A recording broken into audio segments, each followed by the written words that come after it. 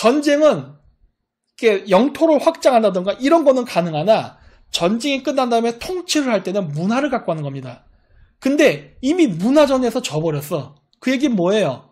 이미 동남아시아를 군사적 영향권으로 미국이 가졌다고 하지만 문화 통치는 중국이 하고 있는 거야. 이러면은 안 돼. 어? 이러면 안 된다고. 그러면 어떻게 해야 돼요? 중국의 문화적 영향을 제거해야 됩니다. 미국 문화로는 제거가 안 돼. 왜? 저 같은 사람이 많아. 나 같은 사람. 무슨 얘기냐? 저는 미국 문화를 안 좋아해요. 반중친미를 얘기하지만 저 미국 문화 안 좋아합니다. 우리 집사람은 미국 문화 좋아해. 팝송 이런 거 좋아하지. 근데 나는 팝송을 들어도 아무런 감흥이 없어. 야, 이런 거 왜 들어? 난 이런 식인 거야. 야, 노래 가사 더럽다, 시작. 레이디 가가 쟤는 왜 벗고 나와? 이런 생각 나 같은 사람은. 근데 나 같은 동양인들이 정말 많아요. 나 같은 동양인들이. 그다음 뭐다? 그러니까 서양식 문화, 그러니까 미국의 영화, 미국의 음악, 이런 거를 아무리 프로파간다를 해도 나 같은 사람은요, 동화가 안 됩니다. 오히려 거부감만 느껴요. 어우, 재수없어, 아우, 저 양키. 이렇게 돼버린다고. 근데 한국인들이 똑같은 거를, 우리나라 솔직히 케이팝이라는 게 뭐 있어? 그냥 미국 문화지. 미국의 팝송을 그냥 한국 사람들이 그대로 해버리는 거 아니야. 동양인의 얼굴로. 그거밖에 없잖아, 솔직히. 근데 그게 먹히는 거죠. 먹히는 거예요.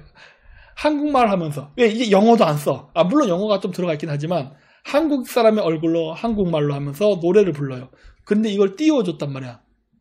그 이유는 얘기했죠? 중국이 그 개혁 개방을 할 때 문화를 받아들여야 되는데 미국 문화 받아들였다가는 자유주의가 들어와서 중국이 민주화가 될 것 같으니까 안 되겠고, 일본 문화는 2차 세계대전 전쟁에 대한 반감 때문에 싫고, 그래서 한국 문화를 대한 문화로 받아들였다고. 그러니까 중국이 한국의 영화와 음악을 자본주의를 받아들이는 창구로서 쓰는 거를 미국이 안 순간 바로 그냥 작업 들어가 버린 거 아니야. 우리나라 한국 문화 산업에. 그래서 우리나라 문화 산업의 엔터테인먼트를 미국화시키죠. 자본도 저쪽에서 들어오고 작곡가, 각종 사람들이 들어왔고 그냥 완전히 우리나라의 한국의 그 케이팝이 황골탈퇴해버렸잖아. 지금의 케이팝 보세요. 이게 퀄리티가 장난이 아니지, 지금 우리나라. 이게 근데 우리가 처음부터 이렇게 한 거 아니야. 이거 다 미국에서 온 거예요. 걔네들의 기술과 노하우가 들어와 있는 거라고. 그러다 보니까 어떻게 된 거예요? 원래 중국의 의도는 뭐였어요? 미국의 자유주의 사상, 미국의 이런 것들을 배제시킨 상태에서 우리와 비슷한, 중국인과 비슷한 동양의 한국 문화를 받아들이면서 자본주의를 이해하고 배우면서 지금의 현 체제를 흔들리지 않게 하면서 중국 인민들을 문화적으로 개조하겠다라는 의도였는데 이 의도를 부숴버린 거지. 이제는 중국 애들이 컨트롤이 안 됩니다. 그렇죠? 중국 애들이 법으로 한국 영화, 음악, 넷플릭스 막아도 불법적으로 다운로드해서 봐. 그렇죠? 근데 여러분 생각해보세요.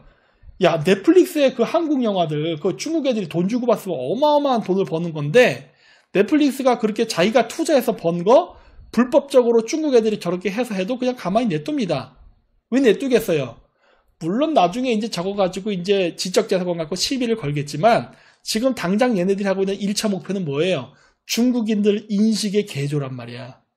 이거는 대성공했어. 왜? 중국 정부가 막아도 중국인들이 알아서 봅니다.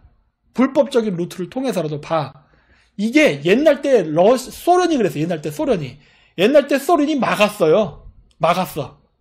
미국의 음악, 미국의 영화 못 보겠어요. 저거는 자본주의의 아주 더러운 문화돼서 못 보게 했는데도 소련 사람들이 뒷구녕으로 다 봤습니다. 어떻게든 보는 거야. 그리고 따라해. 청바지도 막 사서 입고 막. 그러면서 결국은 소련이 붕괴돼 버립니다. 왜?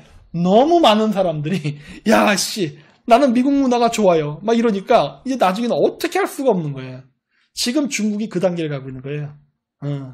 중국이 맨날 전랑하고 여러분, 내 맨날 우리나라 그 택시기사인가 이런 거 말 같지도 않은 거짓말 같은 영화 막 그러잖아요.